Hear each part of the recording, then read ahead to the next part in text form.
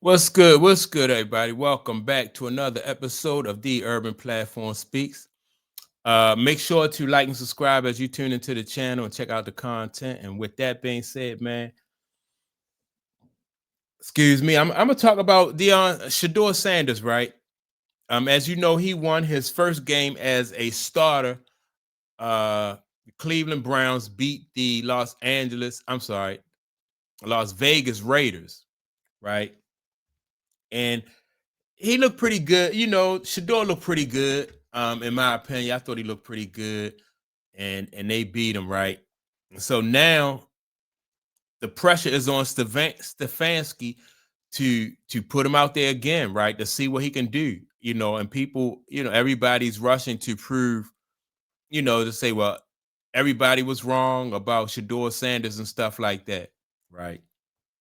And I said, even before weeks ago, I said if Shedeur Sanders get the opportunity to start and play in Cleveland, even if he have any type of success, that don't mean that, like the coaches and everybody is going to take directly, it's going to be all right, that's it. We on the Shedeur Sanders bandwagon. And part of the reason why I felt like that is because you have people, like, and mainly Stefanski, like, his pride, I think, is probably going to stand in the way.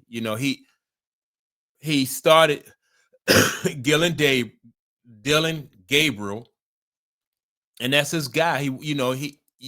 People don't want to be proven wrong, and I think that's what kind of like Shedeur Sanders with his attitude and his arrogance kind of like rubs it in your face, right?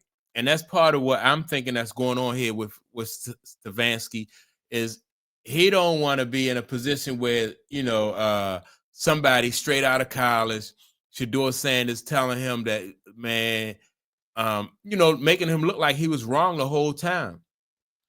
So I'm thinking that Stefanski he's going to have to probably, if Shedeur has any kind of any more success, he's going to have to go with him, just because it's going to be too much. It's going to be too much noise around him, right? I think he would have had a better chance of not playing, not going with Shedeur had he not played him at all, or had he taken any type of opportunity to get him off the team. But now that Shedeur played and he's won, it's gonna be, it's gonna be tough, man. He gonna just have to just say, look, man, Shadeur's our guy. Now that's yesterday's game though, and is not saying that Shedeur Sanders is going to be, he gonna win every game that he played from here on out. And Stefanski was wrong for not starting him and not playing him. He should have gotten drafted way before, what he did and stuff like that. That's not to say that, and that don't guarantee that Shador is going to still have success in the league, right? But people don't like to be, people are prideful, and you can even tell in that press conference that he did after the game. Like, he didn't really mention Shedeur Sanders. He credited the team as the coach did, but a lot of times, if you have an exceptional performance or you have some type of, coaches want to encourage that publicly. Why do they want to encourage that publicly?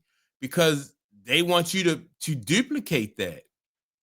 If they, teammates do the same thing with other teammates. They'd be like, well, my quarterback showed up, my linebacker showed up, and made some plays, because they want to, it's positive reinforcement. They want to, use that for positive reinforcement, and they want to give you that confidence in order to do that again, to perform like that in the future. But for Shedeur Sanders, you don't really need to reinforce his confidence, because he already a confidence guy, and is even to the point where some people might feel that Shedeur Sanders is overly confident, and then that might have that, that might rub people the wrong way. So this situation right here with Shedeur Sanders and Kevin Stefanski, I think is an odd situation. Um, you know, On the one hand, Kevin Stefanski needed Shedeur Sanders to play well. He needed Shedeur Sanders.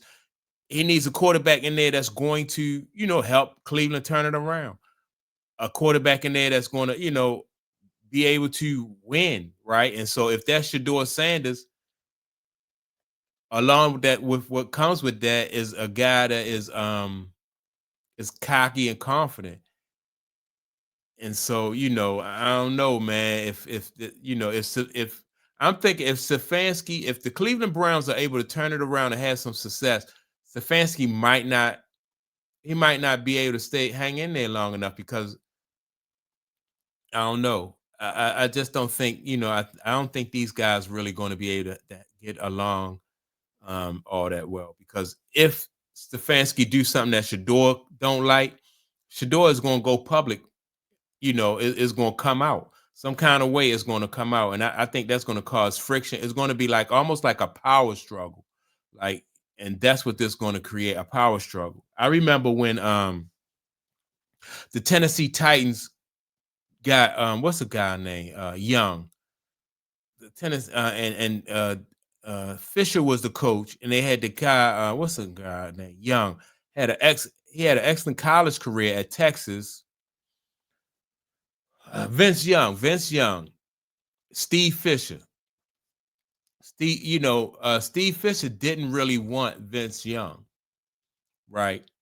And so Vince Young, a lot of people say, I mean, Steve Fisher stunted his growth, a lot of people said, because that wasn't his guy.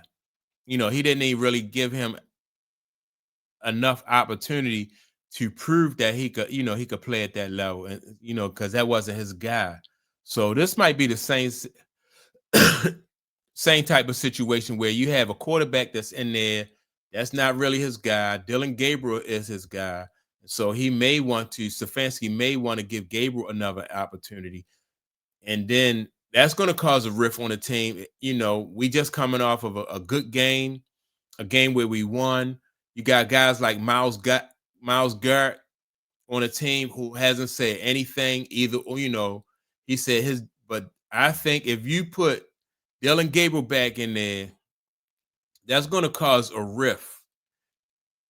And that rift may cause Stefanski his job. If guys like Miles Garrett say, look, man, you got to get this guy in here. He energized our team, offense and defense.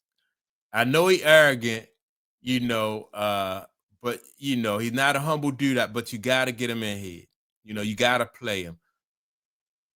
Stefanski might be in a position where he don't have any choice now but to go ahead and play this guy, man, and just try to go ahead and try to, if you having any type of success with Shedeur, they need to develop a relationship, especially if Stefanski wants to keep his job. Because if Shedeur has success and those two don't get along, then they're going to keep Shedeur. The team is going to keep Shedeur.